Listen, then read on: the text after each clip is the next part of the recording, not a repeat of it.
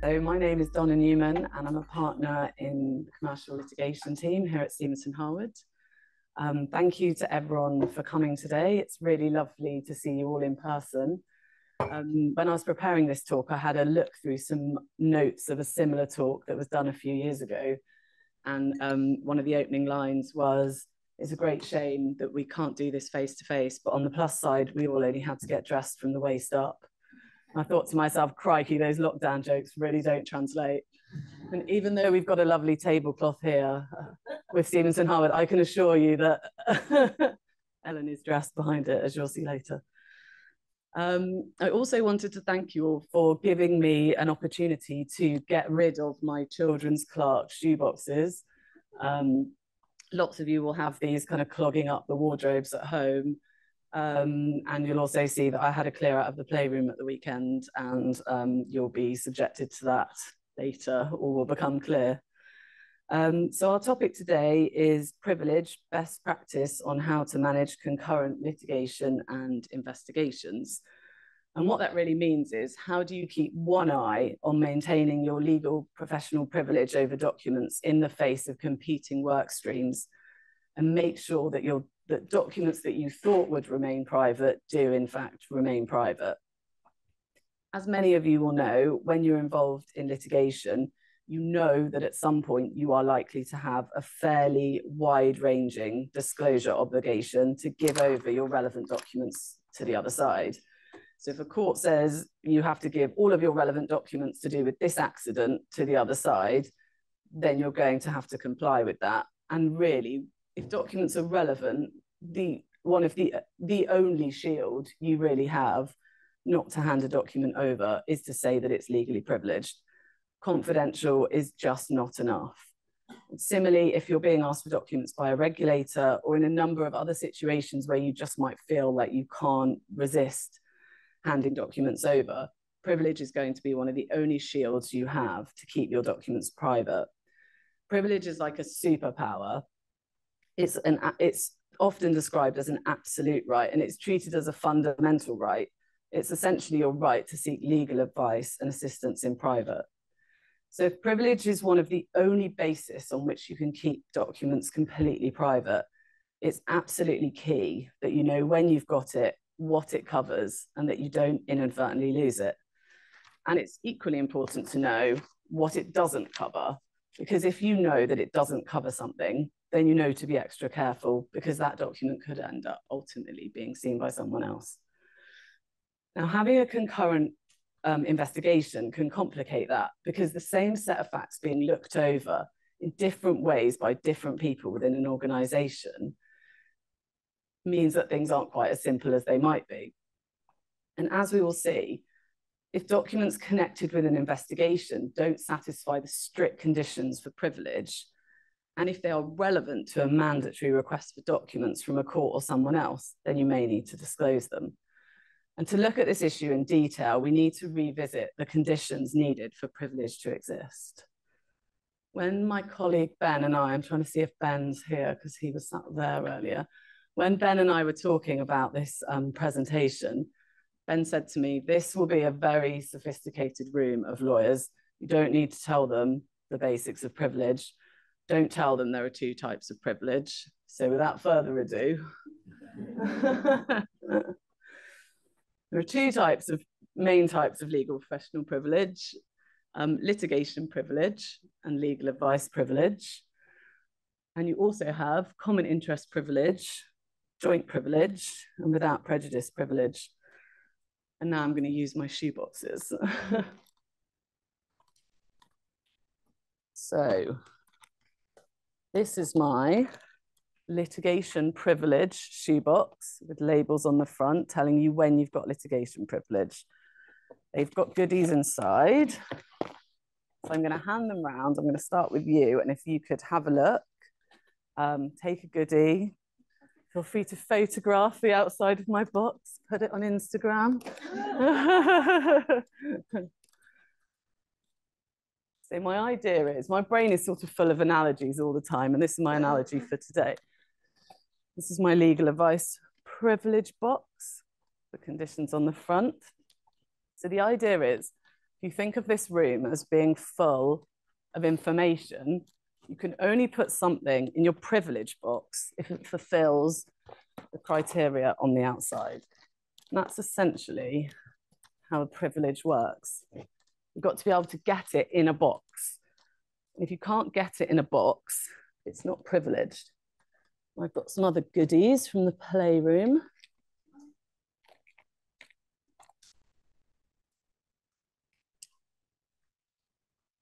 I was telling my husband the prop I needed for common interest privilege. He said, you won't find that, we haven't got anything in the house. And then I found this in the bath toys. So this is my analogy for common interest privilege. So each one of these is someone with privilege, and common interest privilege is when people come together with their privilege. So that's my common interest privilege. Remember that. Put that one on Facebook. This is my analogy for joint privilege. This is one of my children's favorite little weird things. They'd be mad if they knew I had this. This is a weird little dinosaur in some slime. That's privilege. That's you in your bubble with your privilege. This is joint privilege. This is 3 minions in a ball. That's when people get in a bubble together. So they're sharing their privilege. Then the last one is without prejudice privilege. And that's just completely different. So I got a random thing. It's nothing to do with privilege, really. It's just completely different. And it's quite cool to play with. So that's without prejudice privilege is just completely different. Nothing to do with balls and boxes.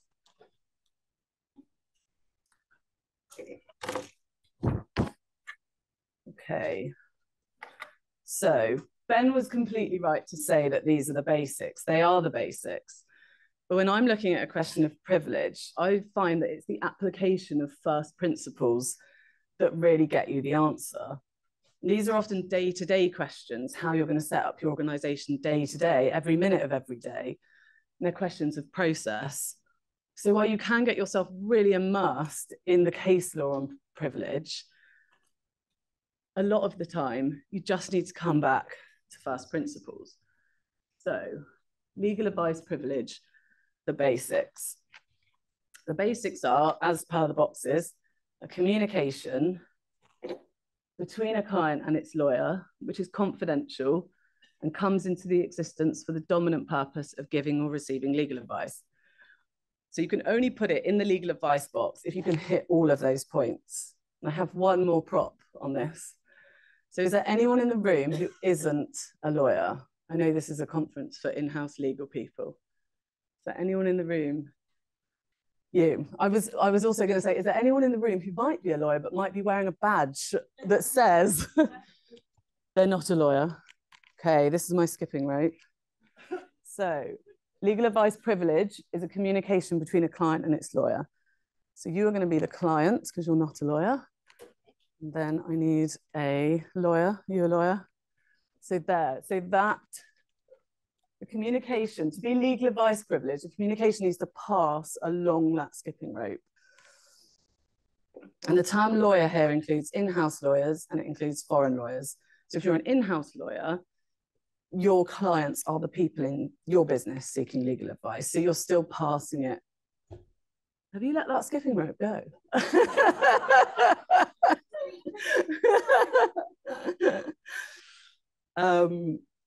And there have been some questions in the case law about who the client is for legal advice privilege. I'm not going to go into that in huge amounts of detail today because 99.9% of the time it's not a key factor. There's no problem, but you need to keep your spidey senses on for if you ever have a situation where there's just a really big client group or you haven't got a closely defined client group. Essentially, the client group is people who are tasked with seeking and receiving the legal advice. So beware if things seem to be going beyond that. So legal advice privilege, a passing of information along that skipping rope. And the further you go away from that skipping rope and that communication, the less likely you are to have legal advice privilege. So file notes, if you write a file note because of a conversation you've had, that will be fine. If you talk to this person, you can hold hands if you like, you don't have to. You have a conversation with that person which just relays that conversation, you're probably okay. But the further you start to get away from that line of communication, the greater the risk that you've lost privilege. Another key condition is that it comes into the existence for the dominant purpose of giving and receiving legal advice. And this is generally quite broad. It extends to what should prudently and sensibly be done in a relevant legal context. So you don't just have to be having, you know, can I have some legal advice? Yes, here it is. You can have an ongoing conversation. It's called the continuum of communication in the legal context. One thing to be aware of if you're an in-house lawyer is where your role might go out into more commercial advice. You need to be careful that you are giving legal advice all the time if you're thinking that privilege is attaching. And be careful of emails with multiple addressees. I know some organizations have a tendency to, let's copy everybody, and if one of those is a lawyer, that'll be fine. That's not really fine. Documents which pre-exist the instructions might not be covered. And as I said, the golden rule is think about that skipping rope, something going up and down that line, legal context, you've got privilege. You move away from that, you might not have. Don't worry, there aren't any more props, but you do have to keep holding the skipping rope. Litigation privilege, the basics, is a communication between a client and its lawyer, or either of them and a third party. So you can think of this sort of like a triangle. Either of them can be talking to a third party. And this enables you to bring in your witness statements, your expert evidence, talking to forensic accountants, document managed people, anybody else. Confidential, when litigation is in progress or in reasonable contemplation for the dominant purpose of conducting the litigation.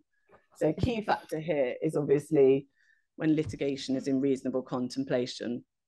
And the Court of Appeal has said that this risk doesn't need to be greater than 50% that there's going to be litigation, but the party claiming privilege must show that you are aware of circumstances which render litigation a real likelihood and more than a mere possibility. So the keywords here are contemplation, what are you thinking about, and to be able to show that. And so you can see that there's flexibility there. If you think about it, if you turn your mind to it, if you have an awareness of what might be more helpful for you to be thinking, then that's going to give you the ability to show later that the date was a bit earlier and you had litigation privilege from them. And hindsight is obviously a wonderful thing. And if litigation does actually result, it's likely that that date's a bit earlier because it will look perfectly reasonable that you're expecting what actually did happen. Litigation here means adversarial proceedings. So proceedings which are adversarial, not merely investigative or inquisitorial. And this dominant purpose factor can include the settling of litigation. It doesn't just mean doing the litigation, it will cover you to get rid of the litigation, but beware of dual purpose scenarios. And that brings us to the real crux of this session. So pausing there and turning our mind to the topic for today, you can already see that if a document has to fit into one of these boxes, when you're juggling multiple things, when a single set of facts are having lots of work streams done in relation to them, you can see that it complicates things and it might stop you being able to put it in one of those boxes. So you can see that if you're obtaining a fairly discrete piece of legal advice on your IP rights, that's obviously going in the legal advice privilege box. If you're running a fairly discrete piece of litigation, you've got external lawyers, that fits pretty squarely in the litigation privilege box. But if there are lots of strands going on, what goes in the box and what doesn't? Will every communication be between a lawyer and a client for legal advice? No, almost certainly not. Is litigation in contemplation? Maybe. Is every document produced for the dominant purpose of litigation? Really unlikely. And one of the reason that this matters, as I explained at the beginning, is because when one set of circumstances has overlapping litigation and investigation, anything in those boxes won't need to be disclosed in court, won't need to be given to the regulator, won't need to be given to anyone else. if they're not in those boxes, they may need to be disclosed, and they could prejudice your litigation, and they're more vulnerable more generally to being disclosed. Ellen is going to talk a bit more about investigations and where privilege might apply.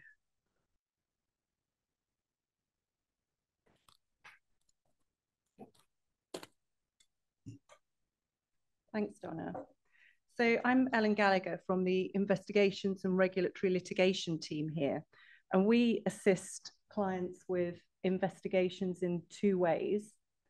Firstly, conducting internal investigations where concerns have arisen, either from whistleblower disclosures or customer complaints or compliance monitoring, discovering something potentially problematic. And secondly, assisting clients with external investigations. And that can be a request for information from a regulator, which is often the way they begin, an employee who's involved in wrongdoing where you need to respond to information requests, or the firm itself as a target of investigation, either by regulatory or prosecutorial authorities. And both of those scenarios involve different but connected issues regarding privilege. In terms of conducting internal investigations, the principal issues will be, does privilege apply to the investigation? And if so, to which parts of it? And how to manage the creation of potentially non-privileged material. Those could be, for example, interview transcripts or the investigation report itself, potentially. Whereas when you're involved in an external investigation, we'll be thinking about, again, what type of privilege might be applicable, and also issues around the protection and disclosure of existing privileged material. And there may also be issues around creating disclosable non-privileged material there as well, particularly in the course of responding to information requests. So, does privilege apply to investigations? It depends, I'm afraid. Just to recap what Donna's just said, litigation privilege applies to communications made in reasonable contemplation of litigation, litigation being defined as adversarial proceedings. Not difficult to come within that when you're in the civil litigation arena. However, regulatory investigations may be adversarial or inquisitorial, or they might begin as inquisitorial and become adversarial later. So make sure you're clear about which context you're operating in, so that you can determine whether or not litigation privilege can be relied upon. And that's, of course, important because litigation privilege covers those third-party communications, as well as those between the lawyer and the narrow client group. In the context of internal investigations, whether litigation privilege applies can be quite difficult to determine because it will depend on the purpose of the investigation. Is it aimed at exploring issues which surround regulatory concerns that may not pass the test unless those proceedings are adversarial? But for example, FCA enforcement proceedings are not considered to be adversarial unless or until they go to the upper tribunal. So all of that would be not applicable. Litigation privilege would not be applicable throughout up to that point. In that context, it's worth considering whether the same issues which are being investigated could also give rise to parallel civil liability concerns where civil litigation is in reasonable contemplation, and that may draw certain of the communications within litigation privilege. However, if you're going to take that approach, be aware that not all elements of the investigation may be for the sole and dominant purpose of the litigation. So I'll say a bit more about that in a moment. Looking at internal investigations, at the earliest stage, you may not know which issues it covers. You just know you've got a problem. So you don't know whether it's going to be a regulatory or criminal matter or whether it will involve civil liabilities. And in practice, there are frequently a number of those issues at play, and one or other of them may take the fore and be dominant, going back to dominant purpose. The goal at this stage is really just, though, to establish the framework and mechanics of the investigation to ensure that privilege applies as far as possible, while appreciating the limits of that. So this is particularly important when engaging third-party advisors to conduct elements of the investigation. When you've got reviews or reports which are being produced by accountants or compliance consultants, that may not pass the dominant purpose test depending on how it's structured or for the reasons for which it's being done. We recently advised a business which had, prior to our involvement, instructed an external compliance consultant, which did a fantastic job of investigating some issues which had come to light. And the work they conducted spanned issues relating to regulatory compliance, essentially. But there were also elements which related to potential civil liability, and none of the report was covered by any form of privilege, although they had written privileged and confidential on the front of it, which didn't help the substance, not form, obviously. But if that work had been structured a bit differently from the outset, and the litigation work hived off as a different work stream and conducted by lawyers, the litigation element of it could have been protected. So that's important to think about at the beginning. But even when you're using lawyers to conduct an investigation under legal advice privilege, interviews with third parties outside that narrow client group, which will include employees who you're probably going to want to interview, may not be privileged. And sometimes it won't be possible to bring any of the work or some of the work within the scope of any form of privilege. And it's then necessary to balance the risks. On the one hand, the need to fact find and find out what's going on and have an audit trail of having done so, particularly in a regulatory context. And on the other, trying to avoid creating disclosable material. And the key here really is to be aware when you're doing so and to think about that when you're considering the contents, that it may be disclosed down the line. So turning to external investigations, as I said before, the first stage is very often an information request made by the investigating authority. And that may be made as a voluntary request or pursuant to their compelled powers. Either way, privileged material will always be protected from disclosure. The process then begins of winnowing out that privileged material, trying to identify it. And that's not only where the privilege belongs to your client, to your firm, but any documents where the privilege may vest in a third party. And the challenge there is that it's not always clear what the dominant purpose of those communications is. And you can't invite, or almost always cannot invite, representations from that third party to tell you because of the confidentiality of the investigation. Usually the answer is to have a very wide scope over what you consider to be privileged when the privilege vests in a third party, but it's a very difficult thing to work out sometimes. It may also be, though, that the firm decides that it would be strategically advantageous to waive privilege and to disclose some of its privileged material in order to obtain credit for cooperation, something which is strongly encouraged by the SFO, particularly under Osofsky recently, and the FCA. You have to take a very careful view as to whether or not what you're going to get in return is worth what you're offering up, obviously. But if you do seek to do so, you'll likely try to do so where possible by way of limited waiver, i.e. waiving privilege only for the purposes of the investigation and not to the world, which can be done expressly by certain language. A caution about that: not all jurisdictions recognise the concept of limited waiver. So you'll need to consider the collateral impact of doing that and the potential loss of privilege in any future proceedings in other jurisdictions.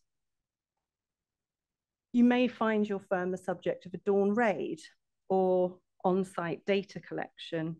And the important points in relation to this are really all in the preparation. So the obvious thing of marking documents as legally privileged and confidential, yes, but also ensuring that IT staff or any other non-lawyers in the organisation who might be charged with assisting the investigators with access to material or following them around and watching what they're doing, which obviously you've all got your dawn raid manuals and will know how to do. They've got to be aware of where privileged material might be, even if it's not marked as such, because it frequently won't be. Such as obvious things like the general counsel's space on a shared drive or their laptop.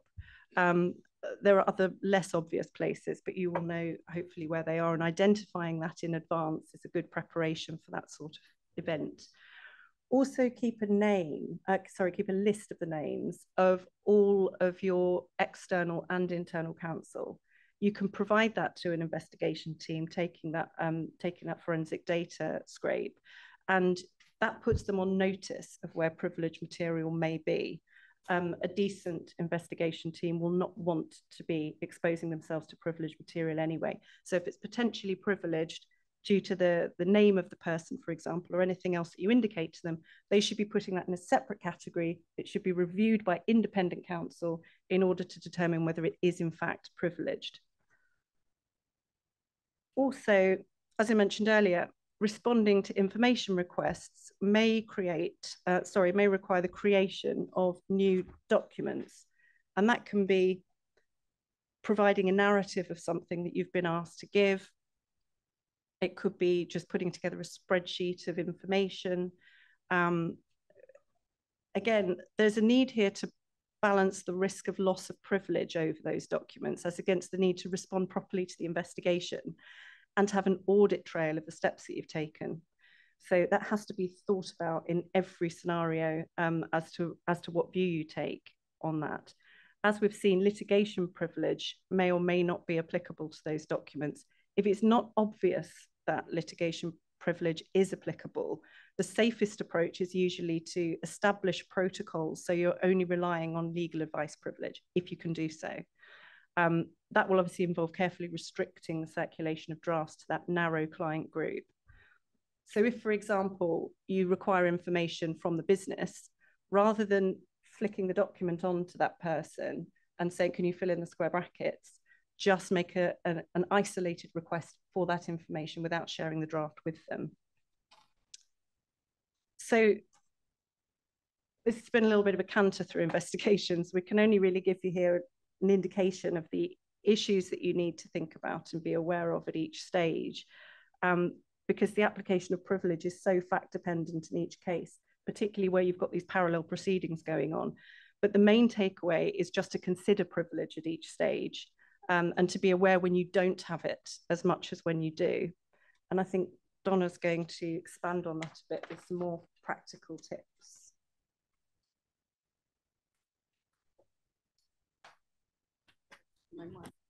Am I back on? Can you all hear me again? Does that work? So you can see it's tricky. It's not always clear cut. And best practice really comes down to think about structure and process at the outset. Think about how you can stuff as much into those privilege boxes as you can, and seek legal advice on privilege. Privilege is important, and small tweaks in what you're doing can really make the difference between whether that document might be disclosed or whether it might not be. All of our team have a huge amount of experience of privilege and will be able to give you an answer, and we'll be able to make some good suggestions for you. The key principles, I think, and I've put this in a category of I would say this, wouldn't I, is get a lawyer in there giving advice, whether it's an in-house lawyer or an external lawyer, because they are the linchpin that establishes that legal advice privilege, that skipping rope chain. And contemplate litigation. Obviously, as a litigator, I think everyone should litigate more. But if you contemplate litigation, if you turn your mind to it, there's a real shade of grey there around when litigation is in contemplation. So think about who you might sue. Think about adversarial proceedings, and then think about that word show I mentioned earlier, that show you are thinking about this. Doesn't necessarily mean you have to go and sue someone, but think about how you can get things in your privilege boxes. I was just going to do a quick recap and some practical advice based on what Ellen and I have talked about. So Ellen and I also, I should say, produced a handout a while ago on practical advice for in-house counsel on maintaining privilege, and lots of this is from that. And I believe, Claudia, that it's available on the Event Hub, so you can scan that QR code and get to it, and that appends to it a note for non-lawyer colleagues, just saying to them, don't do this, call me if this happens. So some of the practical advice is, as Ellen's already said, think at the outset who really needs to be involved, Consider making a contemporaneous record of how matters were structured. Consider defining the issues upon which legal advice was sought. Sometimes it's a good idea to make a record of these things. Sometimes it isn't. It's depends on the circumstances. Control the internal distribution of information. Consider whether a document really needs to be shared internally. And if it does, share it on confidential terms. What documents need to be created? What documents actually don't need to be created? Do you need a note of every meeting? Do you always need something in by email? Do you always need a written report on something? Consider whether some discussions should take place orally. Consider who's being copied into each email. There's a real culture now, isn't there, of kind of email chatter, of just replying and replying and replying. And that chatter is quite dangerous when it goes beyond the core people, when it goes off into different discussions. I think everybody who's worked on a disclosure exercise would have seen very personal stuff in email chains, would have known what naughty things were going on in that office. And it's all because of chains of emails that branch out and take on a bit of life of their own. Reduce the emails generally. Think about emails and attachments separately, because an attachment isn't necessarily privileged if it's attached to a privileged email. An email isn't necessarily privileged if it's got a privileged attachment. I once gave this advice to an in-house lawyer and they just looked at me like it was the brilliant piece of advice, but I just said, start a new email, don't follow a chain. Just when you're going to write something and you know there's a chain of chatter, just start a new email, don't pick up the last email, because you're creating a new document every time you send an email, and that email contains all of the stuff below, and that's one document, the whole thing. If you only have legal advice privilege, you need to think a bit more about who's the client. Does anyone fall outside of this? And does that person really need to be involved? And if you haven't got privilege, that's fine, you might not have, but just be aware. So be careful about things. Don't write things down that you wouldn't want to be seen, or minimize it. And fill your privilege boxes as much as you can. So work backwards. Think about the test for privilege, the labels on my boxes, and work towards those things so you can put as much in those boxes as possible. So label things, label privileged documents confidential and legally privileged. As Ellen said, it won't always be a complete answer because it is about substance, not just the label, but the label will help. And if someone's reviewing documents at some point, there's a really good chance that something marked privileged and confidential is just going in the privilege section. How could you structure discussions? So instead of the CEO updating the CFO, could the CEO update the in-house legal counsel copied to the CFO? Because one of those emails isn't privileged and one of those emails is privileged or likely to be. Consider the role that you're playing in the organization at all times as in-house lawyer. Make sure you're acting as a legal advisor and make sure it's clear in documents that that's what you're doing. If you're doing some administrative tasks as well, or more commercial tasks, separate them out and don't mix them in. Use language in your communications that makes it clear that you're giving legal advice, even if it's, my legal advice is that you should watch Ted Lasso, which you should. Make sure that discussions about settlement are framed appropriately. Consider that a discussion about settlement that says, what should we do with the settlement proceeds when they come in? Should we buy this? Should we give shareholders this? That's probably not privileged. But if you sit down and have a conversation about, this is where we are in the litigation, these are the merits, these are the settlement opportunities, and what would we do with the settlement proceeds? That's likely to be classified differently, even if that part of the conversation on its own wouldn't be privileged. You can still see that document going in a privilege box or that conversation being classed as privileged. Make it obvious when litigation is your dominant purpose and try and avoid this dual purpose risk. So where you've got two purposes, really think about that litigation and focus on it and put it front and center, even if there are other purposes as well. Just make it clear in everything you do that litigation is your dominant purpose. Also, when I was reading back a note of another talk, I saw this put as avoid alternative purposes getting in the way of the litigation purpose. Thanks for that one, Adam. I thought that was a brilliant way of putting it. If you think you might have litigation privilege soon, can certain tasks be deferred until after that date? And I appreciate this isn't always going to be the answer, and this isn't always going to be possible. But there will be situations where it might only be a case of waiting a week or two, and then can you do your witness interviews, and then can you appoint your expert? Because if you've got litigation privilege, then those things are in your box. If you attend a meeting covered by a mixture of privileged and non-privileged discussions, take that initiative to explain at the outset which bits will be privileged. And consider meeting notes carefully. I think all too often a note of a meeting can be a task given to a junior person. Maybe they haven't been that involved in the matter. Maybe they don't know about how it would be dangerous to put something in a note, what really needs to be put in a certain way. Just be careful about what's created about discussions. So it's really just a case of thinking about it and trying to encourage everybody else to think about it. And sometimes dissemination gets wider. It just does, and it has to.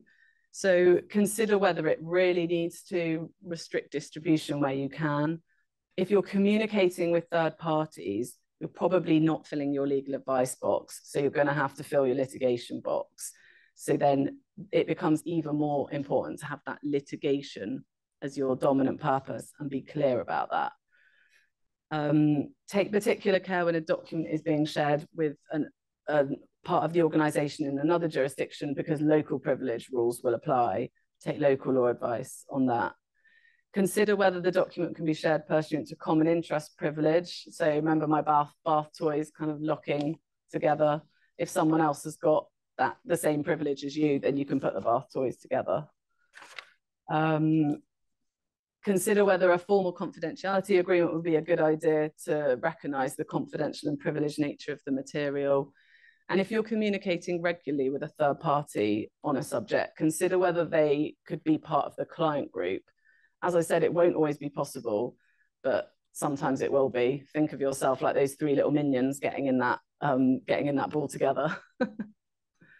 And finally, provide your non-lawyer colleagues with our handout, which you can get on the hub. Have a pack of jelly beans in mints and enjoy the rest of your day.